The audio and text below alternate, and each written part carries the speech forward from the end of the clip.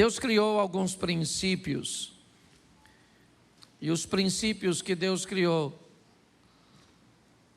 eles não podem ser quebrados.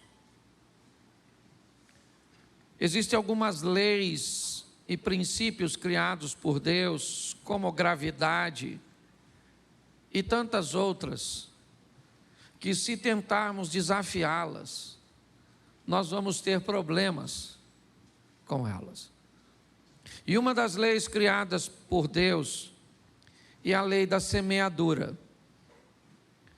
Deus estabeleceu que ações se tornariam sementes. E Deus estabeleceu que a colheita deveria ser, ou teria que ser, das sementes cujas quais nós plantamos. Quando eu era garoto, eu ouvia alguns jargões, e dentre eles era que quem semeasse vento, colheria tempestade. Todas as vezes que nos posicionamos de uma forma equivocada, errônea, nociva, tóxica, eu não sei como você vai chamar, inevitavelmente, o tempo, ele vai te devolver o reflexo da semente que você plantou. Quando algumas pessoas vêm me pedir conselhos, eu digo para elas dizem: pastor, o senhor acha que eu estou certa ou eu estou errado? Muitas vezes eu digo: olha, infelizmente eu não tenho essa resposta tão precisa quanto você gostaria, mas eu posso te garantir que o tempo vai tirar sua dúvida.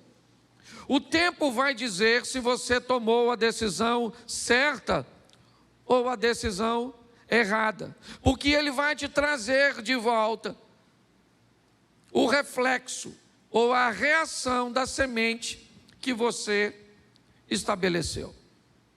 Eu tenho falado muito disso aqui no Projeto Recomeçar, uma igreja cuja qual nós temos um senso de responsabilidade da nossa vida muito grande, onde nós aqui entendemos que Deus, o Todo-Poderoso, Ele não vai nos abençoar, Ele já nos abençoou. Nós já somos abençoados. O grande problema é que Ele nos deu uma liberdade cuja qual nós temos muita dificuldade para gerenciar. Eu aprendi que todas as pessoas que tomam decisões assertivas, positivas e que têm resultados favoráveis e agradáveis, eles são admiradores profundos do livre-arbítrio.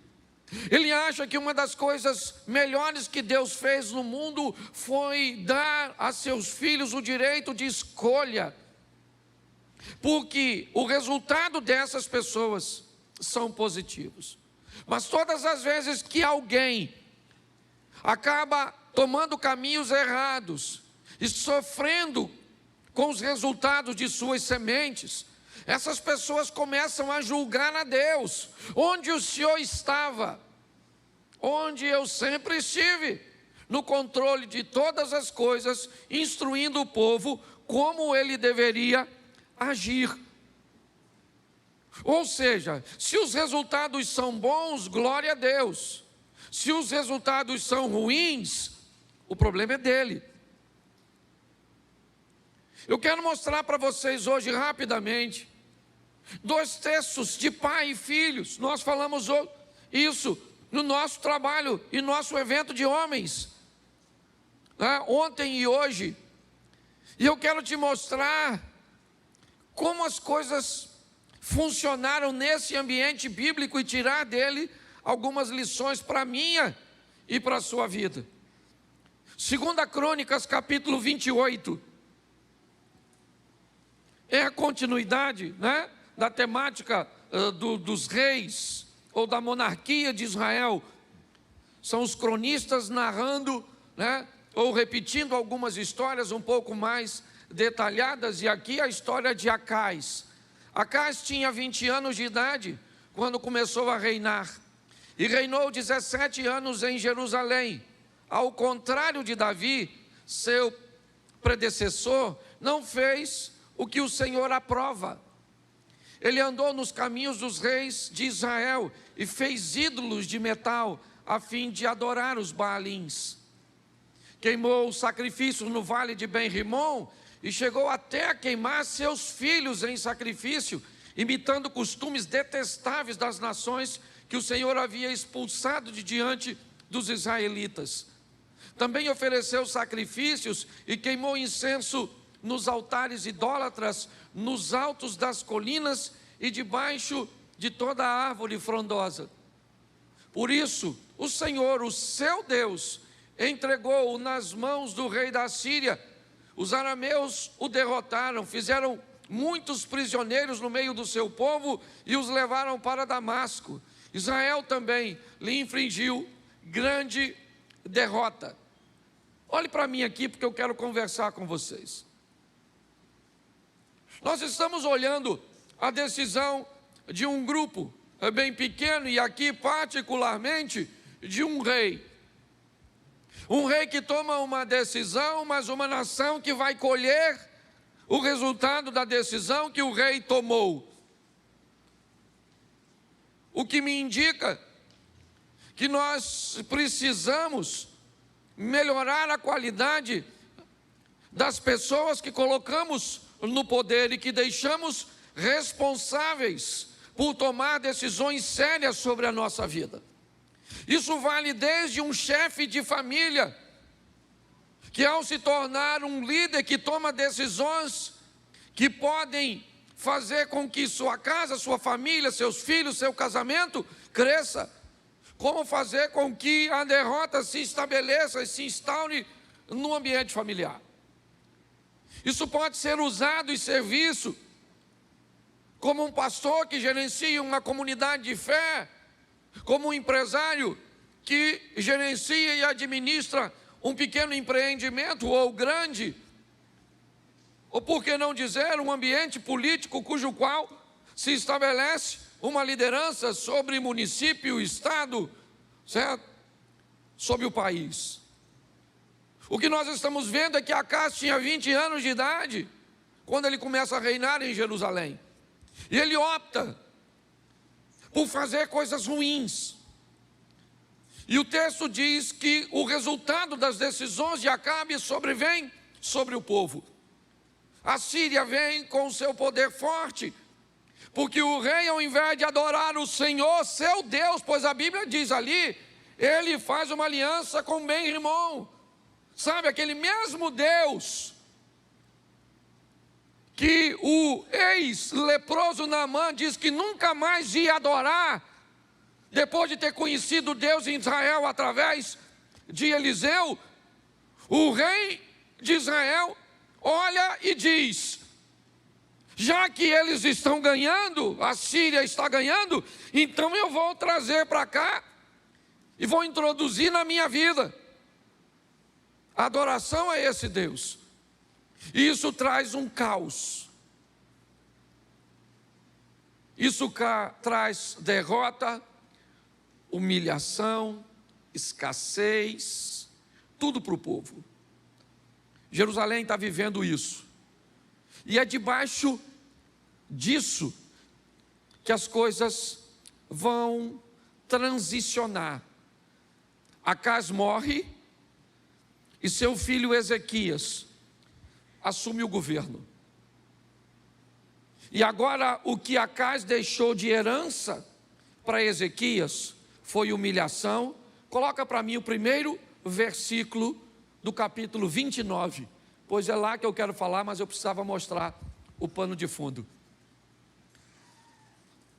Esse rapaz chamado Ezequias, ele cresceu num ambiente de derrota. Ele cresceu num lar de humilhação. O ambiente que treina Ezequias não é um ambiente próspero, não é um ambiente de fé, não.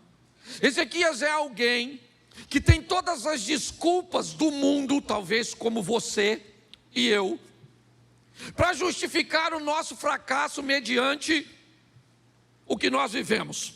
Eu não sou um bom pai porque não tive um bom pai. Eu não sou um bom gestor porque não aprendi a ter uma boa gestão. Eu não consigo me relacionar com Deus porque a minha família não tem uma história de fé. Eu não consigo me manter casado, eu não consigo ser fiel porque na minha casa, e de onde eu vim, eu cresci no meio da infidelidade. Quando nós olhamos para as heranças que nos deixaram, talvez elas sejam um forte argumento para que você se ampare, se escore, ok? Utilize como muleta essa desculpa. Ezequias também teria isso. A vida desse camarada tinha tudo para ser um caos. O pai dele morreu, e essa transição de morte de Acais para a gestão de Ezequias não precisa, na verdade, acontecer com a morte. Não, a palavra morte, o teor da palavra morte, quer apenas dizer separação. Nós podemos aplicar isso aqui de uma forma muito clara. Quando eu tenho condições o suficiente para me separar de meu pai, economicamente, me separar de meu pai, né, emocionalmente, quando eu tenho condições de viver a minha própria vida, quando esse cordão umbilical vai ser cortado, como é que eu vou me comportar agora, fora desse ambiente? Me parece que é apenas isso. Aqui Acais morreu, de verdade, Ezequias assume o governo, e um governo da sua própria vida, porque seu pai não está lá mais para ver. E agora, como é que ele age mediante a isso? É isso que eu queria ver com vocês. Por quê? Porque quando eu era apenas um itinerante, eu saía daqui para pregar uma mensagem na Assembleia de Deus da Penha, do pastor Silas Malafaia. E depois eu voltava para casa. E o que eu preguei lá, o efeito na vida dos membros, eu não via. Aí no outro dia, eu saía para pregar na outra igreja, em outro estado, em outro local, em outra denominação.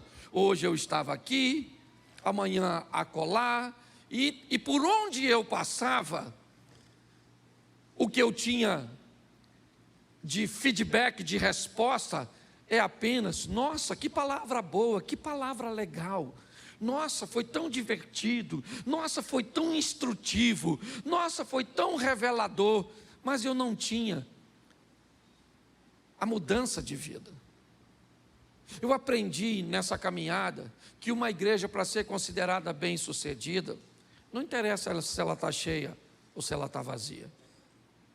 Eu posso te garantir que tem igrejas muito menores do que a nossa, muito mais bem-sucedidas do que a nossa. Uma igreja não pode ser medida como bem-sucedida pela sua arrecadação financeira. Não. Uma igreja só pode ser considerada bem-sucedida quando o nível de transformação que ela causa na vida das pessoas é alto. Isso é uma igreja de sucesso. Uma igreja que devolve depois de um culto um marido melhor do que aquele que entrou por aquelas portas, é uma igreja de sucesso. Uma igreja que devolve um filho melhor, um cidadão melhor de volta para a sociedade, um colaborador melhor de volta para a empresa, um cidadão mais consciente de suas responsabilidades para a vida social, alguém que não segrega, alguém que não discrimina. Essa é a nossa função. Quando a igreja consegue levar transformação para as pessoas, isso é uma igreja bem-sucedida. Então olhar e dizer: nossa, a igreja está cheia, já tem outro culto. Só que o que acontece? Quando eu me tornei pastor de uma igreja, eu comecei então a ter a informação sobre a transformação das pessoas, que eu comecei a pastorear e a lidar com pessoas todos os dias. E aí eu comecei a ficar preocupado. E comecei a me perguntar se por onde eu passava, na verdade, não acontecia a mesma coisa. A gente prega, e o povo não melhora de vida. Do mesmo jeito. Certo? Olha e diz, nossa, que culto bom. Nossa, senti tanta presença de Deus. E mudou o quê? Mudou nada, rapaz. Mudou nada, estamos do mesmo jeito aí, levando a vida. Tem alguma coisa de errado. Sua vida tem que mudar, meu filho. E para ela mudar, o quanto mais rápido você tomar a responsabilidade e as rédeas dela, mais vai ficar fácil para você. Entenda que o maior eu quero ir numa reunião, que eu preciso de um profeta que me fale do futuro. Não venha para a igreja. Procure-se um vidente, com a bola de cristal, turbante. Porque se a Bíblia diz que nós vivemos debaixo de semeadura e colheita, se você quer saber o que você vai viver amanhã, olhe.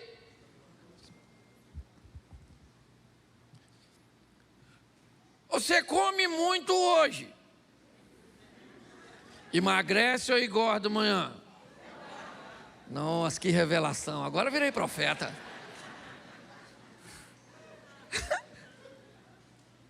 Se você gasta muito hoje, amanhã você está rico. Sim ou não? Você está endividado. Não, agora eu gostei dessas profecias, porque ficou fantástico. Porque tem gente cavando sua própria e botando a culpa no pobre, coitado do Satanás. Eu conheço gente que administra tão mal sua vida que o diabo não ousaria se aproximar de você. Eu disse, não, lá não, cara, o negócio já está ruim aqui. Eu ainda vou fazer uma visita a esse miserável, vai me pedir dinheiro emprestado. O devorador é ele, não sou eu. Você consegue entender? Está assim de gente, eu tenho falado isso direto, que entra no meu gabinete pastoral como vítima e sai como vilão. Vilão do casamento, vilão das finanças. E eu fico tentando achar onde o Satanás está aí. Não vejo. A pessoa está purinha, sozinha. Porque eu já falei isso aqui. Se tiver demônio, gente, é moleza. A gente chama os pastores, bota no meio, bota a mão na cabeça, faz o exorcismo. Sai, Satanás. A pessoa fica libertinha. Agora, se não tem o diabo, nós expulsa aqui. Sai de você, você mesmo, infeliz. Sai daí, deixa esse corpo. Não tem como. Você está rindo, mas o assunto é muito sério. Então, o que eu quero te mostrar rapidamente é que esse rapaz, ele tem 25 anos de idade. 25 anos de idade. E ele chega num ambiente muito ruim, cercado por inimigos poderosíssimos, líder de um povo sem autoestima, sem autoimagem, sem poder de reação, e grande parte deles idólatras. Ezequias é alguém que vai conseguir sobreviver e retirar recursos de onde os recursos não têm ou não existem. Ele é um grande exemplo para mim. Por quê? Porque ele cresceu vendo uma coisa que ele não quer para a vida dele. E agora? Agora chegou a vez dele subir no palco da vida e protagonizar a sua própria história. Foi assim com você, foi assim comigo. Chega um momento que a vida pega você e diz assim, ó, vai embora. Seu pai já não tem mais tanto domínio sobre você. Outras pessoas, a não ser que você deixe. Algumas pessoas são tão subjugadas em seus lados de formação, que quando chega a hora delas tomarem decisões, elas não conseguem. Ficam retraídas, preocupadas em tomar decisões e enfrentar críticas. Vamos onde? Eu não escolho o local onde vamos, porque vai que quando eu chego lá, o lugar está ruim. E aí você vai dizer, por que você me trouxe? Eu não escolho de que jeito fica, por quê? Porque se alguém chegar depois e disser que esse contrabaixo não ficou bom aqui, ele é feio, todo mundo vai descobrir que ele só está ali porque eu decidi que ele estaria. Quando pessoas recebem uma formação desse tipo, elas chegam deformadas para decidirem, para subir no palco, pessoas indecisas, preocupadas com o que os outros vão pensar, o que os outros vão falar, nunca escolhe nada, não tem poder de reação, são pessoas apáticas. E pior, quando algo é bem feito, essas pessoas se tornam sabotadoras, críticas de coisas que são excelentes, mas como não foi ela que resolveu e que fez, ficou feio. É assim que funciona. Famílias e pessoas estão sendo preparadas para viver. Esse camarada está aí, 25 anos de idade, começou a reinar e 29 anos reinou em Jerusalém. O nome de sua mãe era Abia, filha de verso 2. E ele fez o que o Senhor, tal como tinha feito. Quem era o pai dele? Mexa na memória aí, rapidinho. Quem era o pai dele? E a Bíblia está dizendo que ele fez o que? Davi. O pai dele era ruim, sim ou não? Sim ou não? E Davi era bom? Ele pegou o exemplo de quem? Porque Davi era? Porque quem escolhe a herança é quem toma posse dela. É você que escolhe. Uma herança só se torna, não interessa quem deixou. O que foi que sua mãe deixou de herança por ser um câncer que já matou a família dela toda? O que foi? Uma diabetes. Nossa, pastor. Tinha um tio que perdeu o pé, o outro perdeu a perna, o outro perdeu as duas. Que desgraça é essa? Pare e pense. Chegou a sua hora de viver a sua vida.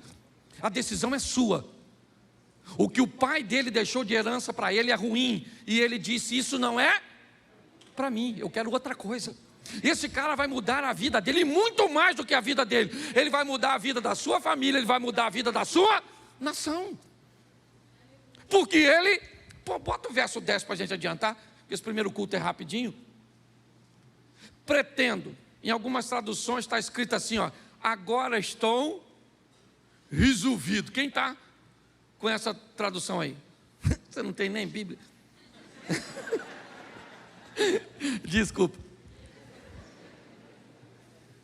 Em algumas traduções, agora eu estou resolvido. Agora eu resolvi que eu vou ser casado para sempre. Agora eu resolvi que eu vou mudar minha vida com Deus. Agora eu resolvi que eu vou orar. Agora eu estou resolvido. Porque quem resolve muda de vida. E quem está na dúvida, deixa para o próximo culto. A vida desse camarada vai mudar, né? Melhorou, isso aqui. É outra tradução. Agora me tem vindo o coração. Agora eu estou... Gente, quando você decide, as coisas mudam. Mas eu aprendi uma coisa. Às vezes nós somos muito bons para resolver e para decidir coisa ruim. Você quer ver? Se alguém te faz mal, você fala assim, a partir de hoje, risquei você do meu caderno. A pessoa saiu do seu caderno quando? Naquele dia. A partir de hoje, vou ler a Bíblia. Amanhã, estou com sono. Se for para decidir coisa boa, aí a vida não muda. E está assim de gente orando. Gente, por favor, eu sou pastor. A Bíblia diz, orai sem... Ore, meu filho, ore, mas ore de dia, ore de madrugada, ore. Mas deixa eu falar uma coisa para você, oração não muda sua vida.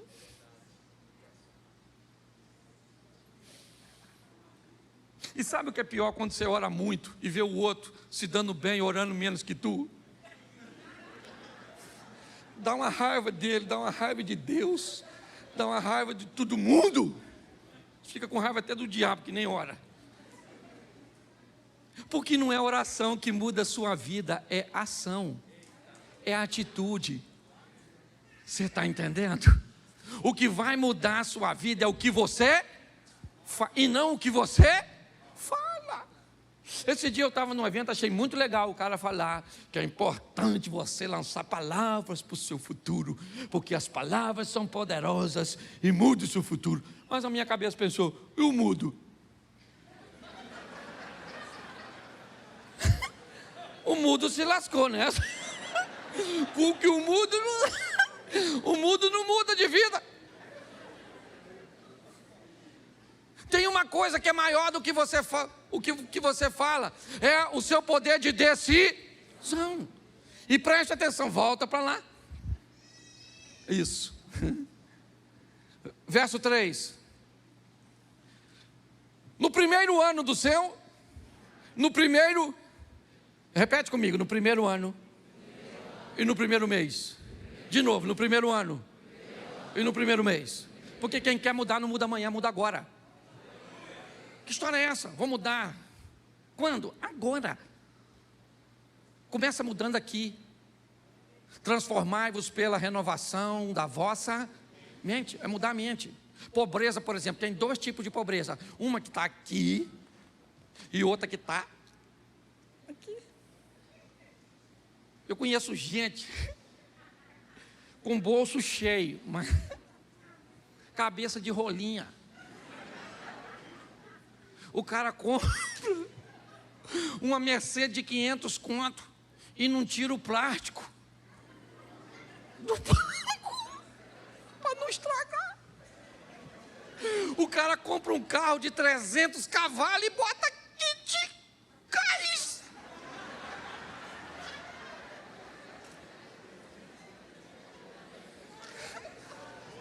Você perdeu o ânimo de pregar? O bolso dele está cheio, sim ou não? Mas a cabeça é pobre. Já tem gente que não tem nada mas a pessoa é riquíssima de mente. Eu sei que aqui tem gente muito mais assim, e um deles é aquele que vos fala. Essa mulher minha é riquíssima de mente. Dinheiro não tem. Gente rica de mente. Amém?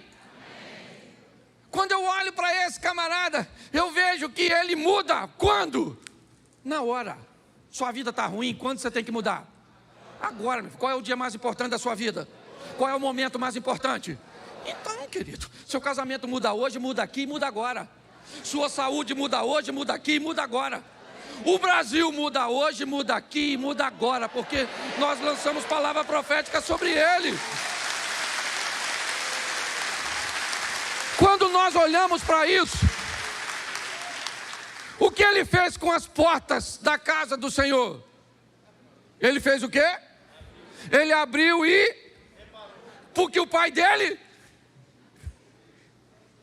quebrou e fechou. Verso seguinte. Trouxe os sacerdotes e os levitas e os ajuntou na praça. Sacerdotes que o pai dele tinha desempregado e ele empregou. O pai de Ezequias apagou uma lâmpada aqui, Ezequias. O pai de Ezequias fechou uma porta aqui, Ezequias. O pai de Ezequias despediu os sacerdotes que Ezequias contratou. Quando? No primeiro ano, Então, uma coisa muito importante é você olhar para a sua vida hoje, seja qual for, emocional, material ou espiritual, e descobrir se ela está no nível que você deseja, ou se o que você tem hoje é uma realidade, mas que ainda não é seu ideal. Pois é você que decide. Se você quer empoderar o diabo, você tem todo o direito. Você tem todo o direito. Você diz o poder que Ele tem sobre a sua vida. Pastor, mas isso é possível? A Bíblia diz que era possível fazer isso com Jesus. A Bíblia diz que quando Jesus entrava na cidade de Nazaré, Ele não podia fazer muitos milagres lá. Por que é que Jesus não podia fazer muitos milagres em Nazaré? Porque Nazaré inibia o poder de Jesus? É lógico que não. É porque como Jesus cresceu em Nazaré, para Nazaré muitas pessoas viam Jesus como uma pessoa comum. Jesus era poderoso em qualquer lugar, mas quando Ele estava perto de pessoas que achavam que Ele não tinha poder porque se tornava comum, inevitavelmente ali não podia acontecer muita coisa. É você que determina que poder o Senhor tem na sua vida, na sua casa, nos seus negócios. É você, é um nível de intimidade que você deseja estabelecer com Ele. Ezequias é alguém que o que ele está fazendo é o seguinte: ele olhou para a vida dele e disse: eu não quero isso para mim, e eu não quero isso para o meu povo, para o povo que agora eu me tornei rei. Meu pai morreu. Meu pai hoje vive noutra casa, noutra vida, está separado de mim. Sabe? Hoje eu peguei agora e estou vivendo a minha vida, mesmo que eu more ainda embaixo do mesmo teto, mas chegou a hora de eu assumir a minha responsabilidade. E é isso que ele está fazendo. Ele está fazendo o oposto. Coloca aí, depois você lê em casa, não dá para ler tudo, verso 5. Olha o que ele está dizendo, levitas, ouve levitas. Ó levitas, santificai-vos agora, santificai a casa do Senhor, Deus de vossos, e tirai do santuário, isso, quem levou para o santuário a imundícia? Os pais. O que ele está dizendo é o seguinte: se os nossos pais erraram ou não, seria bom se eles tivessem acertado. Talvez o acerto dele me colocasse numa vantagem, mas isso não foi verdade. Eu cresci numa família disfuncional. Eu cresci num ambiente que não foi tão favorável. Tá bom, querido, tá legal. Você viveu num ambiente de escassez, num ambiente de violência doméstica, num ambiente de abuso sexual. E tá bom. A gente já sabe disso. Isso não é um privilégio só seu, não. Só que passou. Chegou a sua vez de subir no palco da vida, e a caneta que escreve o teu futuro não está na mão do seu pai, está na mão do Senhor dos Exércitos. É isso. Então não adianta. Ezequias olha para isso e ele está dizendo: vamos tirar do santuário. Vamos para o Novo Testamento para ficar fácil de colocar isso. Deus não habita em templo feito por mãos de... Se aqui o santuário que tem imundícia era o templo, hoje o santuário que tem imundícia é a nossa mente. Remova a imundícia. Por quê? Verso 6. Agora ele começa a dizer o motivo. Porque os nossos pais, eles transgrediram. Eles fizeram o que era mal aos olhos do Senhor, nosso Deus, e o deixaram. Desviaram o rosto do tabernáculo do Senhor e lhe viraram as costas. Verso 7.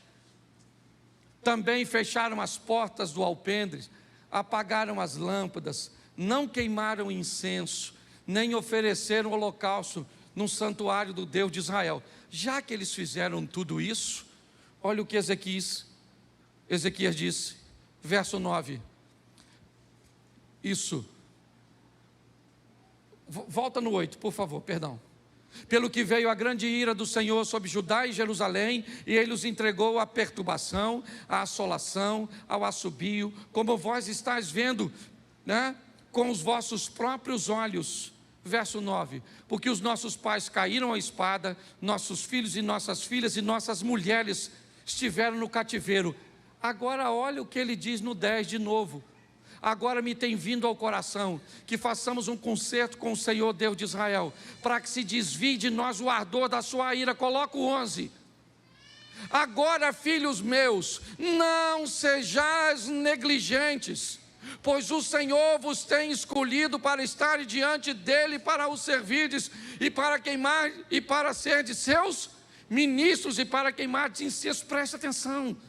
O povo estava tão envolvido no caos, que o caos fazia parte deles. Ezequias está dizendo: gente, acorda, gente, não sejam negligentes, vamos viver com Deus tudo que Deus tem para nós. Tudo que Deus tem para nós. O que Deus está dizendo é que nós estamos chegando na reta final. É importante nós amadurecermos e entendermos que grande parte do que nós estamos vivendo ou são resultados diretos das nossas ações ou das ações de nossos governantes. Por muito tempo eu me omiti em falar de política, simplesmente porque nunca gostei da política partidária. Como sacerdote, eu nunca apreciei muito isso, porque todas as vezes que eu defendo um lado, inevitavelmente eu pareço estar do outro. Mas preste atenção no que eu vou dizer a vocês agora. O que nós vivemos hoje na nossa nação é mais ou menos uma briga de casal. Quando você vai ajudar um casal, você tem que ouvir ambas as partes, focar apenas o defeito de seu cônjuge. Nós não somos tolos. E tem uma coisa que eu luto, é para que não sejamos manipulados. Então escute o que eu vou dizer para vocês agora. É tolo quem diz que a esquerda nunca fez nada de bom. É tolo quem diz que a esquerda é ruim na totalidade. É lógico que não. Sabe quem diz isso? A direita. É como o marido falando mal da mulher. Mas é tolo quem diz que a direita não faz nada de bom. É tolo quem diz que a direita não presta. E sabe quem fala isso? A esposa, a esquerda. Quando nós olhamos para um ambiente, eu queria lembrar você, eu cansei de ouvir ao longo da minha caminhada, de que um cristão não devia falar de política. Ou seja, para eu falar de política, eu tenho que me desviar do evangelho. Que ignorância é essa? Como é que eu não posso falar de algo que eu sou um cidadão? E uma das formas de exercer cidadania é voto, é entendimento, é esclarecimento. Eu cansei de ouvir pessoas dizerem que eu não devo falar de política. É verdade, mas eu nunca vi ninguém dizer para um político que ele não deve se meter nas coisas que acontecem na igreja. Nós estamos vivendo num ambiente de manipulação de mente. E aqui eu não estou defendendo quem está fazendo para lá nem para cá, porque todas as informações que chegam até a mim hoje, aliás, eu desafio você que está aí, qualquer um da igreja, reúne 5 coisas que falam de negativas da direita e da esquerda e me entrega, me dá uma semana para eu pesquisar, e eu garanto para você que mais da metade, tanto da acusação que estão fazendo para a esquerda ou para a direita, são mentirosas, porque a sociedade hoje está pautada no interesse que não tem nada a ver com família, tem a ver com grana. Nós estamos mais ou menos no que vimos aqui nesse texto. Alguém que resolve decidir e dizer: eu quero Deus de volta para a minha nação. E Ezequias vai viver o extraordinário, mesmo recebendo um reino falido. Não dá mais para ficar em cima do muro. Nós precisamos entender, e vou explicar a você para onde vai, e termino aqui que eu tenho 1 minuto só, que nós estamos terminando um pouco mais cedo. Escute. Hoje nós não estamos podendo falar de determinados pecados, porque nos tornamos, estamos intitulados com algumas questões que hoje ainda não são leis, mas que estão lutando para que elas sejam. Coisas do tipo homossexualidade, coisas do tipo divórcio, coisas do tipo corrupção e abuso de poder. Eu pergunto a você, para que serve uma igreja que não pode falar contra aquilo que a Bíblia condena como pecado?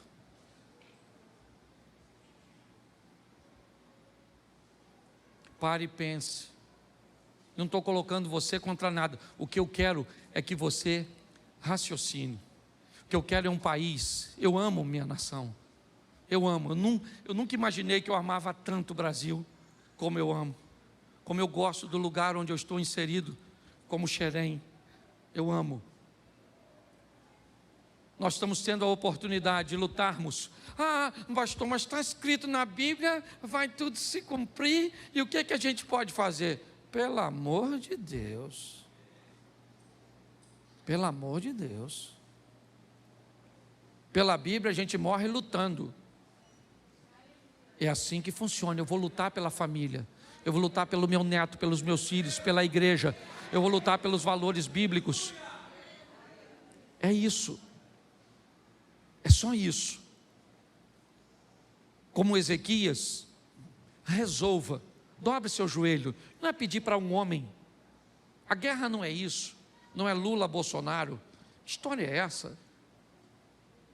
Eles têm um sopro de vida. Estou vendo pessoas que deixaram de falar umas com as outras por causa disso. Não quero saber se é um ou se é o outro. O que eu quero saber, eu quero andar tranquilo na rua. O que eu quero saber é de precisar levar alguém que passou mal para um posto de saúde, ter atendimento. Saber que nossos filhos estão sendo criados num ambiente de ensino saudável. É isso. E eu sei que você também quer isso. Então não vamos dar ouvido para essas situações, não. Eu acho que a gente precisa fazer as nossas manifestações pacíficas, sim. E aqui eu tenho gente de esquerda. Não vou pedir para você levantar a mão, não. Mas eu sei que tem. E não precisa ir embora, não, porque aqui a gente dá liberdade para você. Porque é seu direito. E ninguém pode cercear isso. Nós precisamos entender isso e amadurecer. Por quê? Porque a nossa família é o futuro. Olhe para os países onde a igreja foi erradicada. Se você tem filho, quem aqui está intencionado? Se você tivesse intencionado, tem um filho e quer que ele estude, você quer que ele estude onde? Na Venezuela? Em Cuba? Na China? Na Coreia do Norte? No Canadá você gostaria? Nos Estados Unidos gostaria? Na Inglaterra gostaria?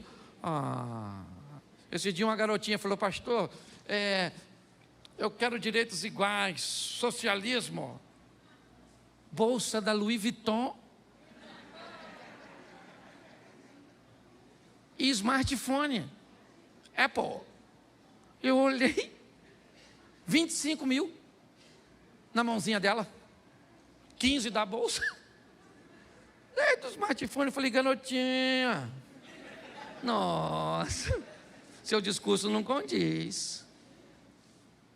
Mas eu quero dizer e quero terminar aqui. O nosso país, fale quem quiser, a sentença é nossa, porque nós somos a igreja, e a Bíblia diz que o que a igreja liga na terra é ligado no... Então fica de pé, porque o nosso país pertence a Jesus. Isso.